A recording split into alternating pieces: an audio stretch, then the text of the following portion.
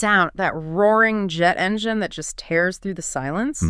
It doesn't just start a song, it sort of rips you out of that quiet, plain white album cover and slams you right into this raw rock energy. That's a huge shift. And we are, of course, talking about the opening track back in the USSR. The infamous one. For so many people, this song is seen as Paul McCartney's big political statement, you know, this weirdly cheerful thumbs up to the Soviet Union. Right. But what if the whole thing was just a joke? A really elaborate, layered joke that just got spectacularly misinterpreted. And that's really what we're unpacking today. Yeah. The artistic intent versus how it was actually received. Because the gap between those two things is massive. Yeah, you listen to that relentlessly upbeat song now, and you have to remember, this was November 1968. This happy little rock track became a political lightning rod almost overnight. And what's so fascinating is that the core of the humor was meant to be that paradox. The cheerful sound against the, grim Cold War reality. The problem was, in that moment, nobody was in the mood to laugh. Okay, so let's unpack that. It sounds like a fun travel jingle, right? But it drops just 3 months after the world saw Soviet tanks crushing the Prague Spring. What was McCartney thinking? Well, the key is understanding where it came from. It's a playful homage, not some ideological statement. And it all started in India, of all places. Exactly. Rishikesh, early 1968. The Beatles are there studying transcendental meditation. They're trying to get enlightened. They're not, following Soviet troop movements on the newswire. They were completely disconnected. And that's where the Beach Boys come in. Yes. Mike Love was there too, and he apparently heard McCartney working on it and made a suggestion. He basically said, hey, why don't you do a Russian version of Chuck Berry's Back in the USA?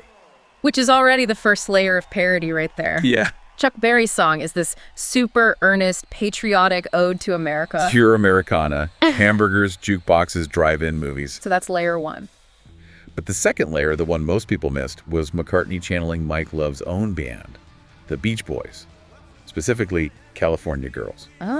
He took that sunny surf rock optimism, that whole travelogue thing, and just transplanted it tongue-in-cheek to the Soviet Union. And that mismatch is where the whole joke lives. So let's break down that blueprint.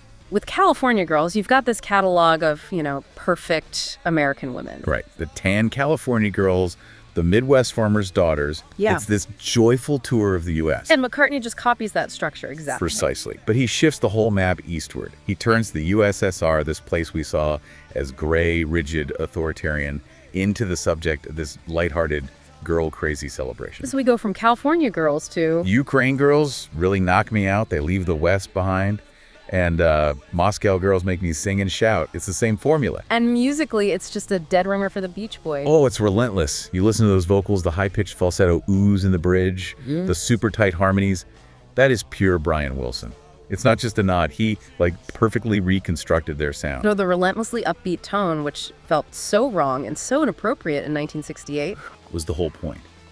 It was a deliberate echo of that sunny California sound. The mistake, maybe, was making the musical copy so perfect that it sounded genuinely sincere. I wonder, though, was that joke just too American? I mean, would critics and listeners in Britain or Europe have that same immediate recognition of the Beach Boys formula? That's a really good point. The whole thing relies on you knowing Chuck Berry, knowing California Girls, and understanding just how absurd it is to apply that vibe to a place behind the Iron Curtain. And if you don't have that context... You don't have that context, you just hear the words USSR and this happy music, and you draw a pretty straightforward and wrong conclusion. And we have to remember how radical that was. Pop music just didn't engage with the Soviet Union like that. No, not at all. When it did, the tone was always fear or protest. McCartney actually humanized the enemy by talking about their girls and what it's like to fly in. He broke a huge taboo. Okay, let's talk about the production itself, because there are some really specific choices here. That jet engine sound, for instance. Yeah, that's not just some abstract noise. It was recorded at London Airport, and it frames the whole song as a travel story. Plane taking off at the beginning, landing at the end. Right. It gives you this feeling of excitement, of arrival, of actually daring to cross the Iron Curtain. It really reinforces that whole travel theme. And then there's the famous story about the drumming on the track, which gives it this raw, driving energy. Oh, one of the great Beatles stories.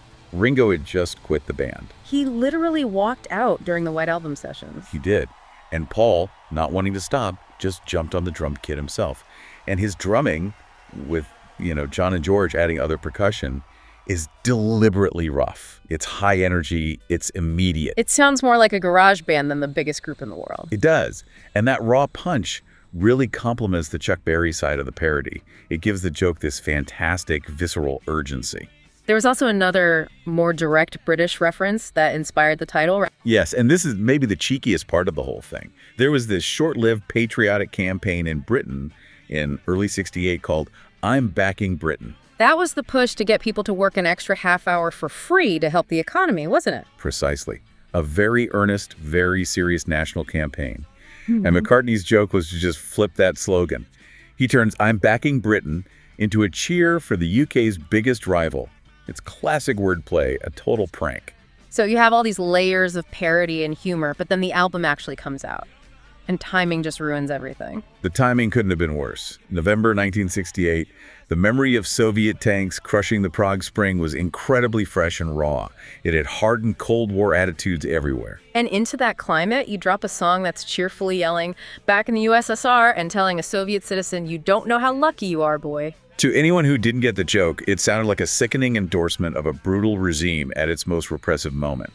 The satire just completely imploded. Because the humor needed some detachment, and nobody felt detached at that moment. And the backlash, what's so wild is that it came from everywhere. Absolutely. On the political right, especially in the U.S., it was seen as straight-up communist propaganda. Proof that these long-haired rock stars were, seducing the youth with subversive ideas. But the left was just as angry. Maybe even angrier. The new left activists were furious. They saw it as completely tone-deaf. They felt it trivialized the very real, very dangerous opposition to Soviet imperialism. For them, this wasn't something to make a jaunty little rock song about. Exactly. They felt like the suffering of dissidents in Eastern Europe was being mocked, not the Soviet system itself. The joke was just seen as frivolous. So it's a song that was maybe too clever or just had incredibly bad luck. Did the Beatles ever think about pulling it or at least explaining it? Well, they released it. And that's the ultimate statement, isn't it? You could see it as artistic integrity refusing to self-censor. Or just political naivety. Maybe they were so insulated in the studio they just didn't grasp how it would land. But either way, history gave the song a political meaning that Paul McCartney never intended for it to have. And if you look at their wider catalog, it actually fits a pattern for them. It really does. Unlike, say, John Lennon's later solo work, the Beatles, as a group, tended to avoid direct political statements. They preferred to use pastiche, parody, things like that. They were countercultural, but not really dogmatic. Right. Back in the USSR is engaging with the Cold War, but it's doing it through musical humor, not a protest sign. It was meant to be satire first, and it only became political by an accident of timing. And I think what stands out now, all these years later, is that the song can finally be heard the way it was intended. For sure. The Cold War context has faded, and you can just appreciate it as this brilliantly crafted rock pastiche. It shows off their humor, their versatility. It's a great case study in how history can just completely derail satire. But I do have one last thought on this. We've talked about how it misfired politically, but consider the humanizing element. By making the USSR the subject of a happy, catchy song, even as a joke, did McCartney accidentally do something positive? Oh, so? Did he maybe, in a small way, help shift how the West viewed the people behind the Iron Curtain? By focusing on girls and travel and music, did he subtly challenge that narrative of a purely evil, monolithic enemy? Something to think about. Well, thanks for joining us today. Whenever you feel like knowing more about the Beatles, visit us at BeatlesRewind.com. Every day we do something new there. Song reviews, album reviews, movie reviews, documentaries, trivia, all things Beatles. Every day, 8 days a week. You can find us on the website, BeatlesRewind.com. You can subscribe on Spotify, Apple Podcasts, YouTube, Amazon Podcasts, practically anywhere on the inner tubes.